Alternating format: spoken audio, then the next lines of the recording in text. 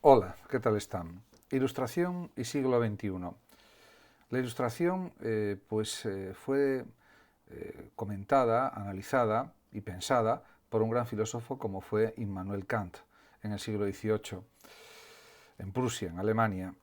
A partir de este texto, de un fragmento de ¿Qué es la ilustración?, de Kant, voy a realizar una serie de comentarios sobre las implicaciones que tiene la ilustración del siglo XVIII para el mundo del siglo XXI. Comienzo comentando algunos fragmentos de Kant. Dice Kant: la ilustración es la salida del hombre de su minoría de edad. Él mismo es culpable de ella. Es lo que decía también Kant: sapere aude, atrévete a saber por ti mismo. Está claro que pasada una cierta edad, pues hay que saber pensar de una manera autónoma, de una manera reflexiva y saber dirigir la propia existencia. Así lo entiende también el mismo Kant. Dice: la minoría de edad estriba en la incapacidad de servirse del propio entendimiento, sin la dirección de otro. Y también señala lo de sapere aude, dice: sapere aude, ten valor de servirte de tu propio entendimiento. He aquí la divisa de la ilustración, en el sentido de que una persona tiene que saber entender la realidad por sí misma, tiene que saber juzgar, analizar, argumentar de una manera propia, de una manera autónoma, lo que sucede en el mundo y también en relación con los conocimientos que va adquiriendo, tener una cierta capacidad crítica, que es lo más importante en el ámbito del conocimiento o de lo más esencial, podríamos decir. Por eso dice también Kant lo siguiente: la mayoría de los hombres, a pesar de que la naturaleza los ha librado desde tiempo atrás de la conducción ajena, permanecen con gusto bajo ella a lo largo de la vida, debido a la pereza y la cobardía. Por eso les es muy fácil a los otros erigirse en tutores. Es tan cómodo ser menor de edad. Efectivamente, es muchísimo más incómodo decidir por uno mismo, tomar las riendas de su propia vida, cada uno, y eso es lo que demanda una actitud ilustrada, una actitud librepensadora, como la que considera que debe existir Kant. Por supuesto, siempre respetando la religión, respetando a los pensamientos de las otras personas, pero por supuesto existiendo una libertad de pensamiento sin censura. El propio Kant sufrió la censura prusiana, como se sabe, y diríamos que aunque obedeció, pues no estaba de acuerdo con ella, como es lógico. Actualmente podemos decir que la construcción de la modernidad se fundamenta o se asienta sobre 4 ejes fundamentales, que serían, desde la perspectiva filosófica, Descartes y Kant, también Lutero, desde un eje religioso, la Revolución Francesa, por supuesto, con sus ideales de libertad, igualdad y fraternidad, y un eje político y eje económico, que sería sobre todo eje económico, la revolución industrial que se produjo en Inglaterra a finales del siglo XVIII y principios del XIX. En definitiva, podemos saber que la modernidad engendra el progreso técnico durante el siglo XIX y posteriormente en el siglo XX y consecuentemente también en el siglo XXI, con desarrollos sucesivos, lógicamente. En definitiva, la ilustración del siglo XVIII, la ilustración dieciochesca, tiene confianza en el progreso y en el perfeccionamiento del hombre, en su progreso moral y también en el avance de la sociedad. Y, por supuesto, la ilustración, diríamos, es el proyecto de distintos pensadores como son Kant, Diderot, Voltaire, por ejemplo, quienes consideraban que la razón es la única manera de alcanzar la verdad y pretendían, según también manifiesta el filósofo Jürgen Habermas, desarrollar la ciencia objetiva, la moral y la ley universal y el arte autónomo de acuerdo con su lógica interna. El hombre ilustrado, por tanto, adopta hacia la historia y la sociedad la actitud del técnico, y eso significa que la sociedad puede ser modelada, transformada, dinamizada, y que los inventos tecnológicos y técnicos siempre nos ayudarán a ser mejores, a tener más calidad de vida y a vivir de mejor forma. Por lo tanto, diríamos que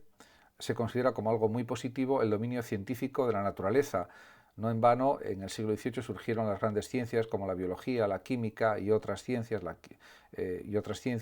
ya a nivel ya más riguroso, más científico. La medicina fue alcanzando también unos niveles de mayor cientificidad y otras ciencias como la botánica, la zoología también. por supuesto. Por otra parte, también el dominio científico de lo natural pues hacía posible pues mejorar las condiciones de vida de las personas y hasta cierto punto controlar las catástrofes, los terremotos, etcétera, en el sentido de que se podían poner medidas o prevenir distintos fenómenos que podían suceder y sobre todo a nivel económico luchar contra la hambruna, luchar contra la escasez de alimentos, etcétera, de una forma rigurosa y científica, o por lo menos intentarlo, ya a partir del siglo XVIII, siglo XIX fundamentalmente, y ya sobre todo en los siglos XX y XXI. Por otra parte, el pensamiento racional posibilitó que pues hubiera nuevas formas de organización de la sociedad que prometían la liberación de las supersticiones propias de los mitos, de las religiones, y también pues la eliminación de cualquier poder arbitrario o conseguir que no apareciera ningún poder arbitrario y despótico que mandara sobre los ciudadanos, sobre los seres humanos. Por lo tanto, diríamos que estas cuestiones eran importantes para los ilustrados del siglo XVIII y siguen siendo cruciales actualmente en pleno siglo XXI, porque si hubiera que decir también una serie de características de la Ilustración, pues habría que también señalar que, por ejemplo, el espacio y el tiempo se estructuran de diferente manera, también a partir del siglo XVIII, del siglo XIX, con los inventos técnicos y con la creación de relojes cada vez más precisos, también con la revolución industrial, con el maquinismo, etc. Y diríamos que ya hay un cambio vital y un cambio social muy considerable, sobre todo a partir del siglo XIX y, por supuesto, ya en el siglo XX también y en el siglo XXI.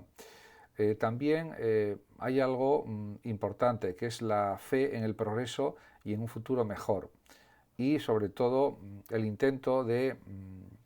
impedir que surjan pues la barbarie, el salvajismo, las guerras, la ignorancia,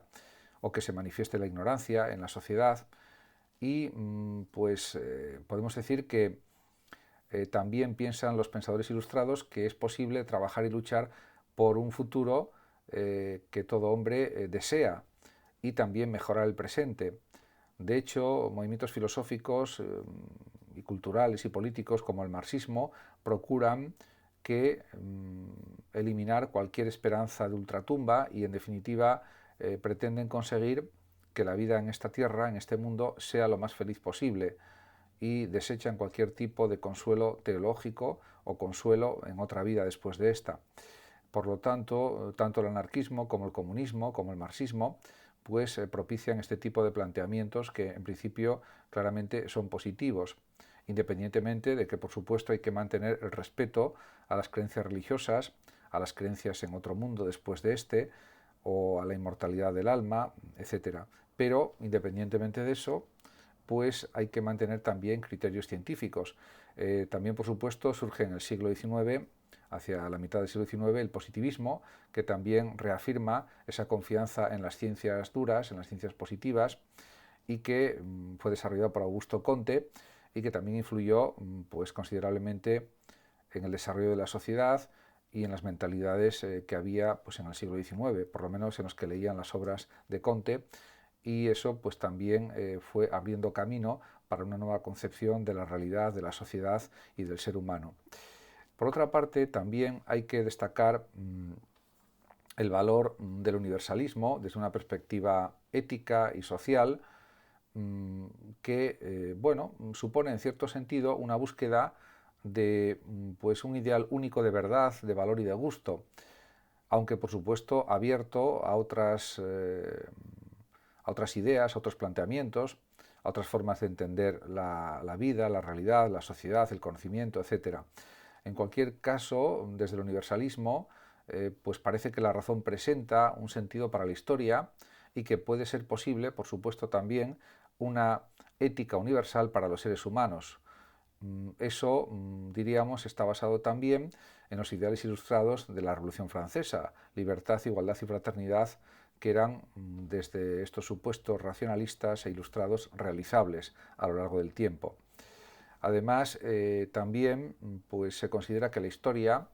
es el marco de realización humana cuyos principios básicos son la razón, el orden y el progreso.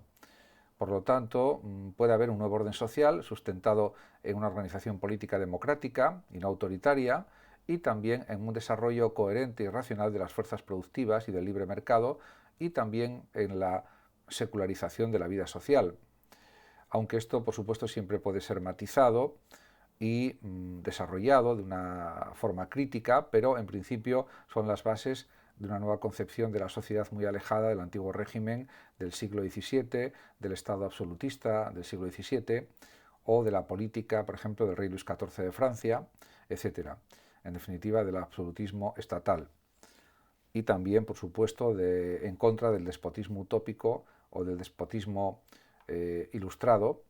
de todo para el pueblo pero sin el pueblo, del siglo XVIII. Por otra parte, también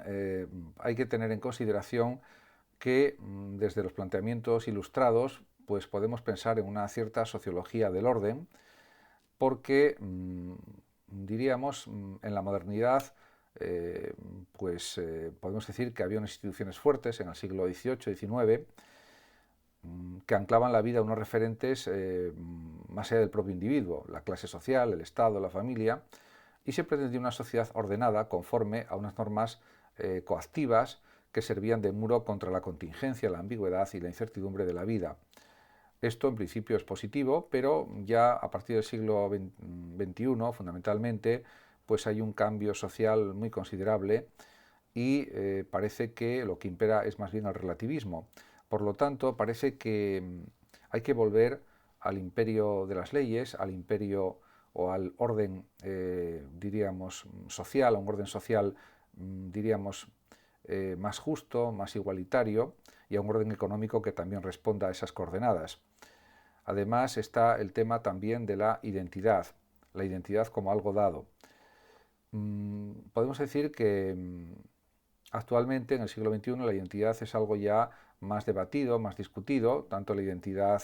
de género como otras identidades, y cada persona durante su vida puede desempeñar muchas identidades, hay muchos yos dentro de un yo, como dice también, por ejemplo, el gran filósofo Gabriel Albiac, y realmente estamos viendo que ahora en el siglo XXI parece que hay una disminución muy clara de cualquier tipo de universalismo, parece que da igual la verdad que la mentira, lo falso que lo verdadero, y todo eso me hace pensar que habría que volver de una manera renovada a estos ideales ilustrados de la verdad, de la razón, de la racionalidad, de la argumentación, de la crítica, del análisis lo más objetivo que sea posible, para construir una nueva sociedad digital que esté a la altura de los deseos humanos, de una humanización de la vida, de una reflexividad, de un pensamiento cada vez más audaz, pero también cada vez más reflexivo y a la vez también emotivo o emocional, podríamos decir. En definitiva, que frente a una cultura del siglo XXI que parece que quiere inclinarse hacia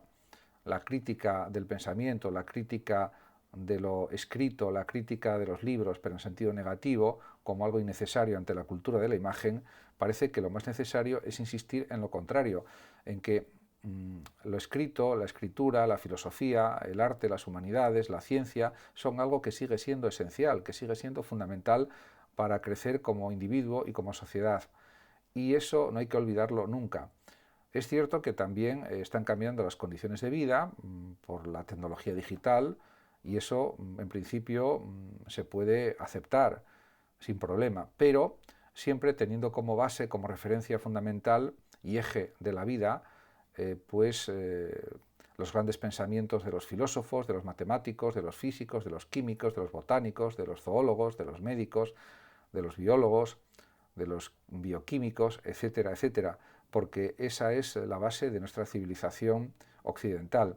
Y eso no podemos perderlo de vista. Y parece que actualmente, en el siglo XXI, en la modernidad líquida que decía Bauman, eso se está queriendo arrinconar en una esquina, en un rincón. Y eso no es coherente, no es racional, y eso no va a suceder. En definitiva, que hay que insistir en los valores humanistas, en los valores de la racionalidad, y como algo esencial para construir pues un mundo más justo, un mundo más solidario, un mundo que responda a las necesidades de todos los individuos que lo habitan, que habitan el planeta. Muchas gracias a todos por su atención. Saludos como siempre a los oyentes de Radio Sofando de México. También saludo a los oyentes y los que me están viendo de todo el planeta. Y por último, pues decir que muchas gracias y hasta siempre.